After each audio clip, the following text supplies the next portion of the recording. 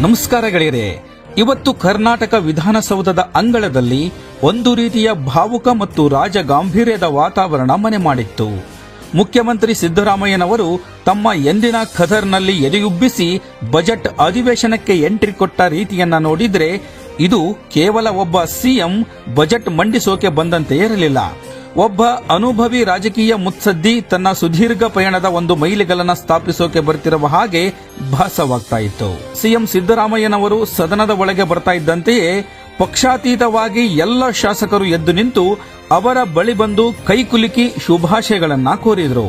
ಇನ್ನು ಇದೊಂದು ಬಜೆಟ್ ಅಧಿವೇಶನ ಅನ್ನುವುದಕ್ಕಿಂತ ಹೆಚ್ಚಾಗಿ ಸಿದ್ದರಾಮಯ್ಯನವರ ರಾಜಕೀಯ ಬದುಕಿನ ಒಂದು ಮಹತ್ವದ ಘಟ್ಟಕ್ಕೆ ಸಾಕ್ಷಿಯಾಗುವ ಕ್ಷಣದಂತೆ ಇಡೀ ಸದನ ಕಳೆಗಟ್ಟಿತ್ತು. ರಾಜ್ಯ ರಾಜಕಾರಣದ ಇವತ್ತಿನ ಕ್ಷಿಪ್ರ ಬೆಳವಣಿಗೆಗಳನ್ನ ಹತ್ತಿರದಿಂದ ಗಮನಿಸ್ತಾ ಇರೋರಿಗೆ ಒಂದು ಮಾತು ಗಟ್ಟಿಯಾಗಿ ಕೇಳಿ ಬರ್ತಾ ಇದೆ.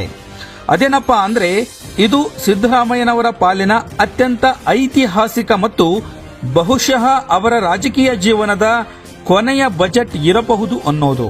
ಹೌದು ಗೆಳೆಯರೇ, ದಶಕಗಳ ಕಾಲ ರಾಜ್ಯದ ಆರ್ಥಿಕತೆಯ ನಾಡಿ ಮಿಡಿತವನ್ನ ಅರಿತಿರುವ ಸಿಎಂ ಸಿದ್ದರಾಮಯ್ಯನವರು ಈ ಬಾರಿ ಮಂಡಿಸುತ್ತಿರುವ ಬಜೆಟ್ ಅವರ ರಾಜಕೀಯ ಜೀವನದ ಕೊನೆಯ ಬಜೆಟ್ ಆಗಲಿದೆ ಎಂದು ಹೇಳಲಾಗುತ್ತಿದೆ.